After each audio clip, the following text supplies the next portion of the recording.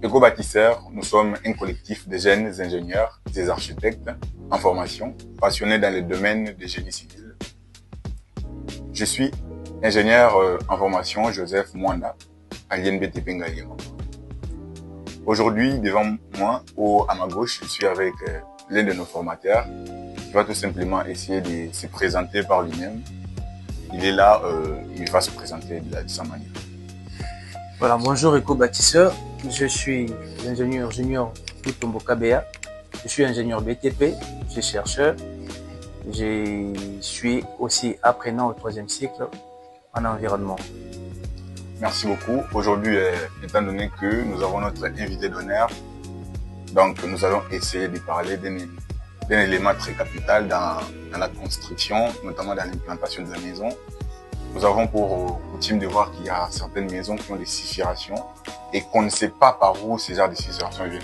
Et aujourd'hui, on va essayer de parler d'un élément très important et très capital dans l'implantation de la maison, qui est le niveau à eau, qu'on va essayer de parler avec l'ingénieur. Alors, ingénieur junior, nous aimerions bien évidemment que vous nous parliez un petit peu sur l'importance du niveau à eau dans l'implantation de la maison et aussi dans le prélèvement des niveaux. Voilà, merci. Nous devons savoir qu'il y a plusieurs appareils de mesure. Okay. Dans l'implantation des bâtiments, nous sommes appelés à trouver les niveaux, ça va, des différents points sur notre site, sur un terrain, puisque ce bâtiment-là doit se mettre sur une surface horizontale. Alors, il est vrai que sur terrain, on n'a pas toujours des surfaces qui sont horizontales. On a un point qui est plus haut en altitude que l'autre. Et vous devez arriver à trouver un bon niveau pour trouver comment vous devez bâtir ou soit construire votre maison.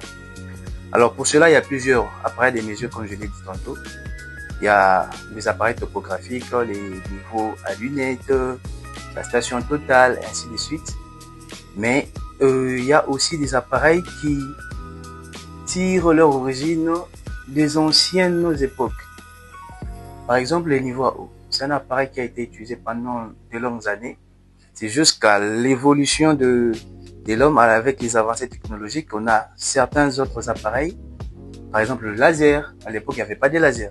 Ce sont aussi des appareils de niveau avec lesquels on arrive à prendre des niveaux, à prélever des niveaux sur un terrain pour soit construire, faire le carrelage, faire la finition, le ravalement, ainsi de suite. Alors, nous avons ce qu'on appelle les niveaux à eau.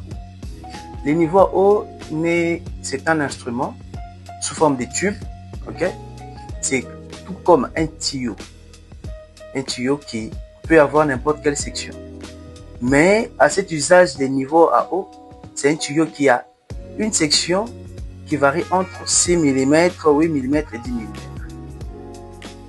Et pour ce tuyau-là qui a cette section-là, vous devez l'utiliser comme étant un instrument de mesure qui vous permet de trouver les niveaux dans différents endroits sur votre